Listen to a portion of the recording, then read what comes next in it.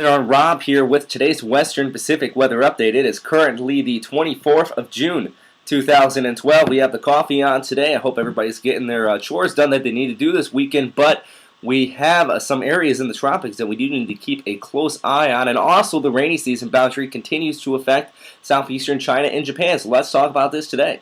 Now, this rainy season stationary boundary is just compounding on the already heavy precipitation we have been seeing for about now here in southeastern China, but also over towards Japan. Typhoon Gucho and then Tropical Storm Talon blew through last week, so widespread flooding already occurring, already widespread reports of houses being flooded by water here, and even take a look at some of these pictures from before and after Gucho made landfall near some of the coastlines here. So really already widespread devastation, and now with this low pressure area continuing to push off here towards the northeast, yet more rainfall is going to be expected across Japan. And actually, let's take a look at the current radar imagery coming out of here. And this is valid for about 1300 Japan Standard Time, but you can see some of these areas actually in the darker reds indicate up to about 50 to 80 millimeters an hour of heavy precipitation here. And also you have some of these areas in the lighter blues. Well, this whole area is expected to continue to push down out here towards the northeast through the next 24 to 48 hours. Really, anybody south of this line, and you're going to be expecting to see some widespread rain showers, even some thunderstorm activity, especially down here towards the south across the southern Japanese islands. Off there towards Kyushu, definitely already seeing these thunderstorm activity today, but also that frequent lightning could be occurring here on top of the already heavy rainfall that has been continuing to occur. Land is already well saturated, and if we take a look at the trim from NASA, their flood model here, you can see that across all of Kyushu, a very high risk of flooding today. Also over here towards southeastern China, you have already well saturated grounds in here, and even some areas across Taiwan. So really, this rainy season stationary boundary, it's a seasonal event, but on top of the two tropical systems that blew through here, that's a little uncommon to have two back-to-back tropical systems in the early months of June. Actually, the first landfalling tropical system in nearly 8 years here off towards the mainland Japan. So that's in the month of June. So all of these factors combined really are going to be increasing this risk of flooding. And also, you have some upper-level jet support. And I always talk about the upper-level jet, but I want to kind of show you what's really supporting this area of low pressure into the 500 to 300 millibar levels. And actually, this is the 300 millibar level right in here, and you can see this jet stream over Japan right now. Now this in the upper levels is providing significant exhaust for all this moisture to develop and blow up in the lower levels, and this jet stream has really been lingering here basically across central China off here towards Japan for several weeks now. It has been wavering, but really this polar front jet is what's supporting all this convective activity. It's typical for this time of year. You have that colder air off here towards the north, the warmer air towards the south. The interaction between these two in the upper levels is what causes a jet stream, not just here in the Western Pacific, but worldwide.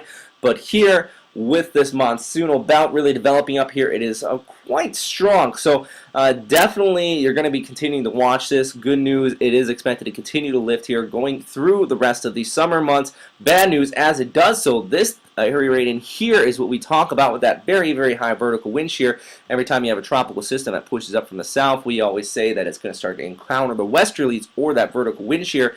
And in this case, as it shifts farther north, that means that Japan, even Korea, and eastern China here would be more prone to tropical systems, because as you can see down here towards the south, Philippines are always prone to tropical systems.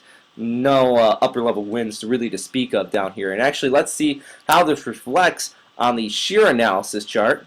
And you can see that off here towards the north, look at that, about 80 to 90 knots of wind shear where that upper level jet is currently located. Let's look down towards the south. There is some wind shear down here towards the south, though, about 30 knots extending down here. This is mainly due to that intertropical convergence zone. You also have some slight wind shifts in the upper levels, but anything over 15 knots really is not going to be conducive for any tropical cyclone activity. But let's look where Invest 94W is. This system has been very stubborn and has about 5 to 10 knots of shear over top of it right now. A little upper level low off here towards the north. That's providing some 30 knots.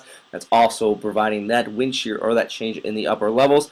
But as this continues to track off here towards the northwest, I do think that that wind shear should remain a little bit lax, and you might actually see some cyclonic rotation coming out of the system. And if we go back to that satellite imagery, you can see some very weak cyclonic rotation coming across Plow here, where you're seeing some widespread rain showers today, and off here towards the north. Like I said, that upper level low really kind of acting on this. You have that, you can really see actually kind of that wind shear pushing in on it from the northwest at this time.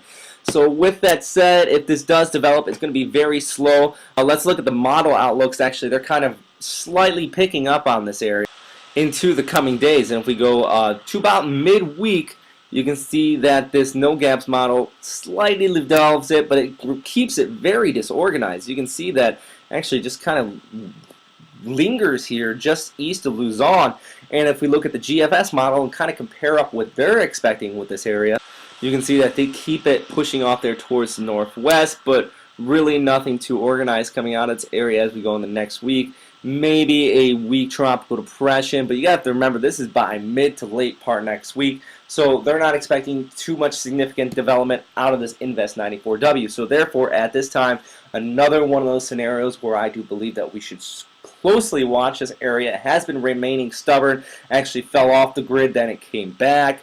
So still spinning up there, but at this time, though, I think the conditions are remaining slightly unfavorable for further development. But on the other hand, it does have ample moisture, and it is sitting over some very warm sea surface temperatures. And if we look here at the Thailand Meteorological Department's current surface analysis, you can see that they actually do have a low written here just towards the east of Plow. Also, you have this low over here over southeast China, but I think that's more connected with this monsoonal belt than with the tropics as well. But definitely something to continue to watch here. And actually on the surface analysis, you can kind of see some slight cyclonic rotation. You have a wind coming out of the west here and off here towards the north, a slight one coming in out of the northeast. So with that said, there is some sort of low pressure area here, and once again, something to still be watching into this coming week. Thanks again for watching here at westernpacificweather.com. If you have any questions, comments, or suggestions, as always, please post them in the comment box below. Also, remind you that you can always see me on NHK World TV, and also follow me on Facebook and Twitter at robspeta. So thanks again for watching, though. Stay safe out there. Oh, this really is coffee today, by the way. I remember last time I actually showed the coffee, it was juice. Dunkin' Donuts. Don't ask me how I got Dunkin' Donuts coffee in Japan. I got my